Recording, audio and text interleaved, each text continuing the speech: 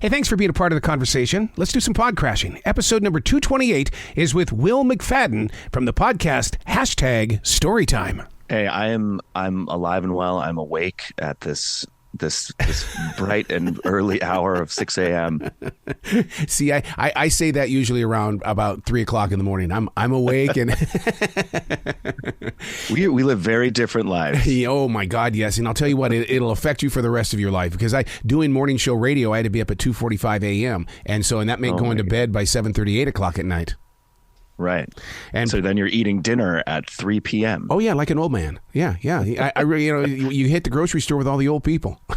Yeah, you call it supper at that point. Yeah, you do. I got to ask you, with #Storytime, do you find yourself being the silent wolf? In other words, you watch life, you feel things, and you go, "That's got to be a story." I think I'm a pretty loud wolf, actually, because I do find myself retelling a lot of stories and all. Yeah, I think, I do look for that content that is part of life.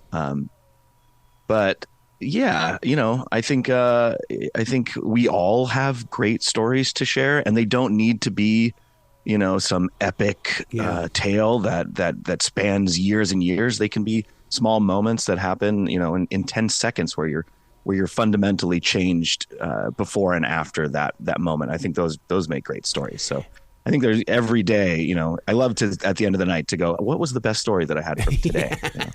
Well, I'll take that. But what I do is I do a defrag journal, and then I defrag the day to find out, okay, well, that was enjoyable. Okay, what did we learn from this? How can we turn this into something that creates more conversation instead of just, hey, what are you up to?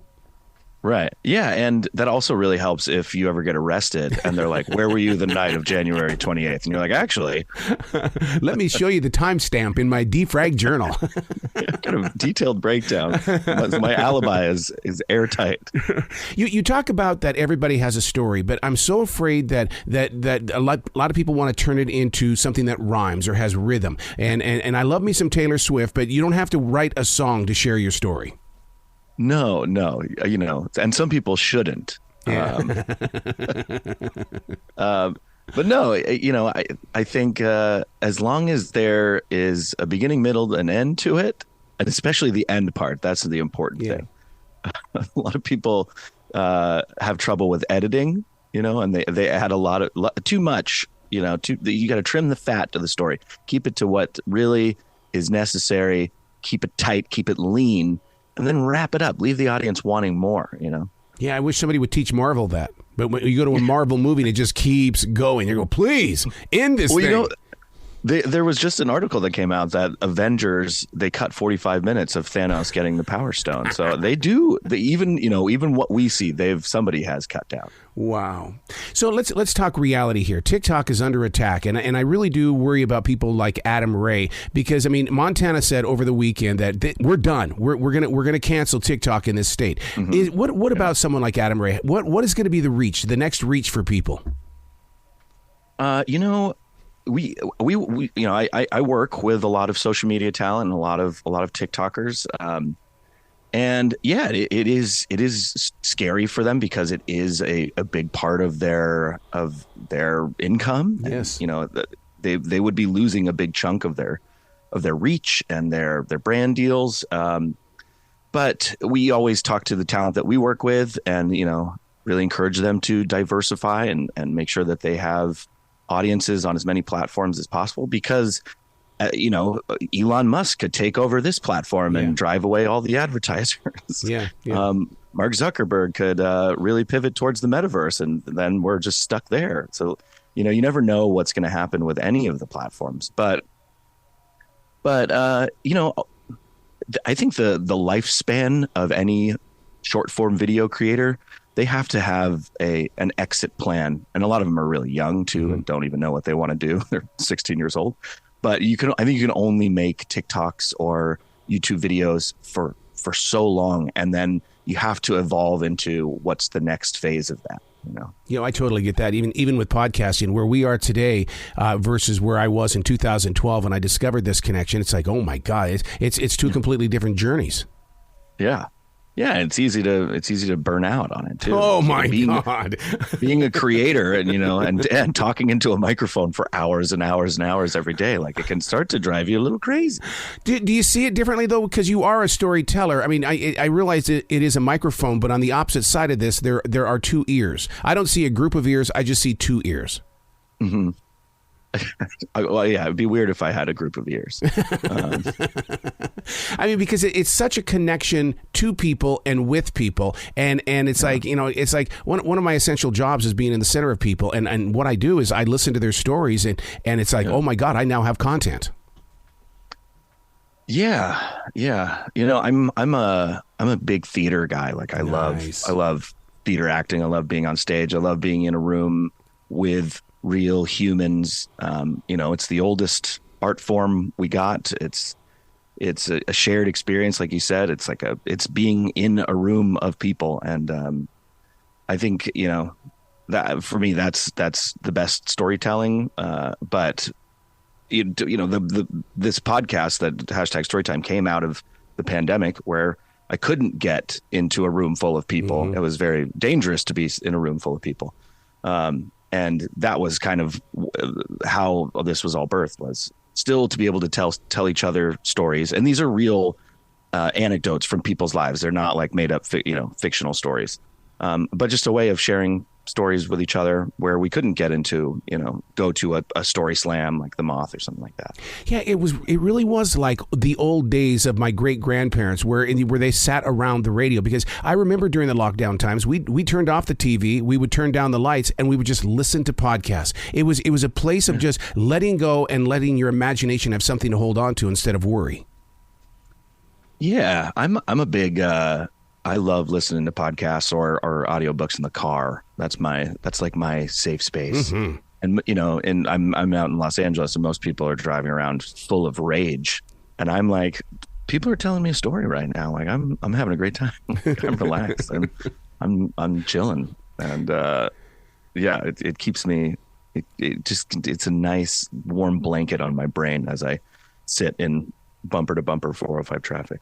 Yeah, because I talked with Mark and Brian, and they both of them said that the thing that they had during their heyday in Los Angeles was that they had the attention of people for up to 3 hours. And he goes, modern day radio doesn't have that. We may get 5 minutes. And so he is really into podcasting because you do have the attention for a longer period of time. Yeah, it's kind of the opposite of TikTok, where the attention span is there. People are really dedicated to sitting down and listening to a nice long chunk of content. The fear is always that we're just getting more and more, our all of our collective ADD is just growing and growing. But it is nice that people can sit and listen to, a 2 or 3 hour podcast. Or, I mean, my favorite is when there's a road trip and we get to just knock out, like 8 episodes of a true crime podcast. Yeah. What about those true crime podcasts? Because, I mean, I love them because there's drama. We get a dopamine hit from our fear kicking in and then going, wait a second. Oh, that's not me. I'm fine. I'm in my, I'm in my car right now. Or I'm in bed, just listening to the horrific. My girlfriend loves true crime podcasts, and she listens to them right as she's falling asleep. And, I'll hear from one stray earbud, and the woman's body was found on the side of the road with 78 stab wounds. I'm like, how is she sleeping to this? This is horrific. Yeah. And what's in her dreams? What is she seeing inside those dreams? I don't know. She often has nightmares, and I think I know what the problem is. Lonnie Martz, the links that people will go through to create a moment. I mean, everybody wants to hold on to a moment, but man, we will take chances to get there. Yeah, Lonnie's a great guy. He's a really funny storyteller too. He told a great story on the podcast about there's this big social media convention in Orlando called Playlist Live, and he was like a new kind of TikToker, new creator, just kind of getting started. And he found a way to sneak into Playlist Live.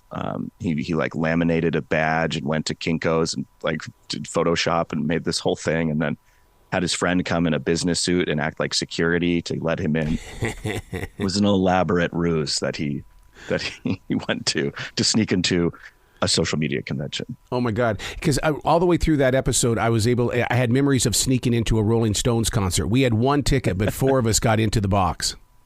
How did you pull that off? Well, all we did is we just acted without question. In other words, I would sit there and this is back in the day before they used the little boop boop, the little scanner. And so I just kept holding up the ticket and they just kept going, okay, come on in.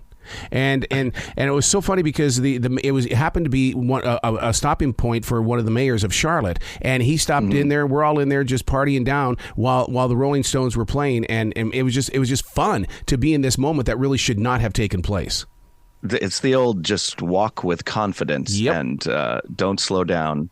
It helps if you dress like a pilot too. I think that was on the 30 Rock. Well, we had great looking radio station shirts on, and so maybe that was enough to convince him. I was like, oh, he's with the radio station. Let him through. They're doing a promotion. Yeah, that's it. That was smart. That was like a big distraction where you're like, look at my shirt, not at my ticket. I did the same thing at Disneyland actually, where Disneyland has this racket now where as soon as you walk in the gates, they're like, you have to pay for the Genie Pass, and it's basically if you want to skip any of the 3-hour lines. Right. You sign up for this like line skipper thing. But you can, even when you pay the $60 or whatever, then you can only sign up for one ride at a time or something. So I had used mine, and then my friend signed up for the Star Wars ride, and he went up and he beeped his, and he was like, just like, we'll just keep walking fast, and the guy won't say anything. And there was kind of a confusion, and then he beeped mine. It didn't go. But I just kept walking, and then my friend behind me did the same thing. And then he was like, hold on, wait a second. There only one of you guys worked. And we were like, oh, well, now we got to wait out here while he rides the ride. And we just kind of like didn't move, and the line got held up. And he was like, all right, okay, just go, just get out of here. Yeah, because 99.9% of all security, they're just human beings. They're just regular people that have a suit on. That's it. Yeah, they have anxiety too, and so when a line of angry, Genie Pass holders start grumbling, they're like, "Just go, forget it. Who cares? It's not worth it." The episodes of the podcast #Storytime, they're perfectly timed out. How what kind of there's a lot of strength in making sure that it's time to wrap it up. Is it something that you feel, or is it something you go, look, listeners only have about 30 minutes. That's it. We have to. That's our stopping point. Yeah, well, I think that's all the time we have today, Arrow. So, no, I think we have a great editor. Shout out to Tony Maddox, who's our sound editor. So he cuts out all of my bad jokes, which definitely tightens things up. But no, I think that's one of my jobs as the host is to help drive the story and keep it on track, and to keep. I mean, I love a good tangent, but if the whole thing becomes a tangent, then we've lost the thread. Yeah. And just trying to, like I said earlier, find that beginning, middle, and end, and know when it's over. Oh yeah, that little voice in the back of your head that's going, "Stop making it about you. Stop making it about you. This isn't about you." I mean, that's honestly, so on the podcast, I listen to people tell their stories, and I never get to really tell my stories, and I'm always like, oh, I got a thing that I relate. I relate to that story. I'd like to. No, nobody cares. How did you dig in to get the story with Lucky Yates and Burt Reynolds? Oh my goodness. Lucky Yates, if you're not familiar with Lucky, he's an amazing voiceover talent, and he's been on shows like Archer, and he told this great story about, I can't remember, he was hosting an awards show, and he even himself was like, I don't know how I got this gig, like why I was up there doing this, but he was doing he had this monkey puppet that was hosting the show. And, when you have a puppet, it kind of gives you carte blanche to say really weird stuff. And so he was really going for it.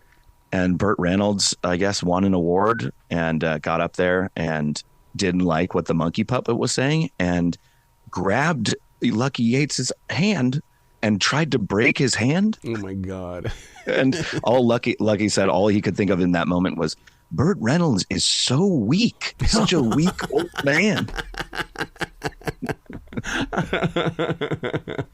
But yeah, it's quite a feather in your cap to be like, I got in a fight with Burt Reynolds, I guess, and survived.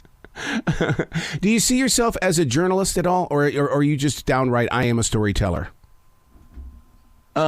I like to think of myself as a story hunter because that sounds cool. Yeah. But no, I don't really think of myself as a journalist. I feel like that puts too much pressure on me to deliver truth, and there's a lot of responsibility that comes with journalism, and I don't want any of that. Yeah. So I like to lean more into being a storyteller and a story hunter. I feel the same way about going back to modern day radio where you just talk over the song intros. I go, no, I can't do something in 12 seconds. That's just not in my nature anymore. Yeah, right? I thought my family was the only one that played with Ouija boards during slumber parties. I mean, and then to hear this one, it's like, oh my God. And those boards still scare the hell out of me. They're not allowed in my house. My mom at a young age was like, don't open gateways to other realms. That's right. I was like, yeah, Mom, that makes sense. I guess I'll heed that. But yeah, you have that in common with McCall Marabella, who told the story about, I think she was 16 and she had like a Ouija board party at her parents' house. And she invited a ghost in, a ghost child, which are the worst types of ghosts because they're the creepiest. And then, I guess it's normal in Ouija board practice where you're supposed to ask the ghost to leave after talking with them. She didn't do that, and she just ended the session. So the ghost stayed, and now her parents' house is haunted. I totally believe that. Dude, I burn sage inside this studio all the time because I believe I brought something into this world I wasn't supposed to, and it will not go home. What was it? I believe because I study Native American spirituality. I went to a sacred ground that's about 4 miles from here where they lived underneath the rocks, and it's still very visible, and it's a monument now. And I believe that I went there with my writing, and I basically befriended this spirit. And so I said, entity. Yeah, be my guide, be my spiritual leader. And so sometimes I feel like I'm getting knocked upside the head where he's going, hey, that's not the way we do things. Yeah. Well, yeah. I mean, I wish I had one of those. They're available. All you got to do is open your heart, buddy. They're there. Because I always envision Russell Crowe with Beautiful Mind, with the people that were walking beside him. Only he could see them, yeah. And I think that we're all like that. But you've just got to learn to recognize it. Right. Yeah. Or be schizophrenic. That helps too. For listeners, how often do you update the podcast? Well, first of all, I love the idea that you have so many up there that you give people the variety. But the problem is I'm the one that has to start at the very beginning because I think it's a transition. Start at the beginning, which is on the bottom, and make your way to the top. Started at the bottom, now we're here, to quote Drizzy Drake. It's really funny, actually, if you start at the beginning of the podcast because it's changed so much. Yes. We were really doing a kind of a more narrative and I was playing a little more of a character early on where I was this kind of loser who lived in my mom's basement. And I would also kind of go on the journey of the stories. We used to have multiple stories in an episode. Now we tend to focus on one story. But so if 3 of the stories were all about like embarrassing moments, I would go to my middle school where I had all of my embarrassing moments and recount some of those things. But it was this kind of silly journey that I would take you on of the stories. But as you know, doing that every week for a podcast is hard. Yes. So we had to kind of streamline and it became more of a straight up interview style storytelling podcast. So it is very funny if you start at the beginning because the podcast evolves and changes to the format that it is now, which is something that we can produce weekly and upload. We're doing new episodes every Wednesday with a guest, and then every once in a while we sprinkle in an episode with my best friends / producers who I pay, Jason and Daniela, and we tend to find great stories on Reddit. Yes. And we pick a theme and then we do a Reddit read episode. So we actually just recorded one yesterday, and it was all about music festivals and Coachella, because Coachella first weekend just happened. So we thought it'd be fun to hear some horror stories from music festivals. Wow. Will, you got to come back to this show anytime in the future. I love having a conversation with you. Maybe we do it at on PST time, I'm down. I'm here. I do that with the rock stars, man. Most of my interviews with the rock stars are usually 7 p.m. at night, and I have to keep reminding myself that's mid-afternoon to them. Don't complain about this. I haven't slept, right? So it's what time is it? Well, you be brilliant today, okay, sir? You too. Thank you so much, Arrow.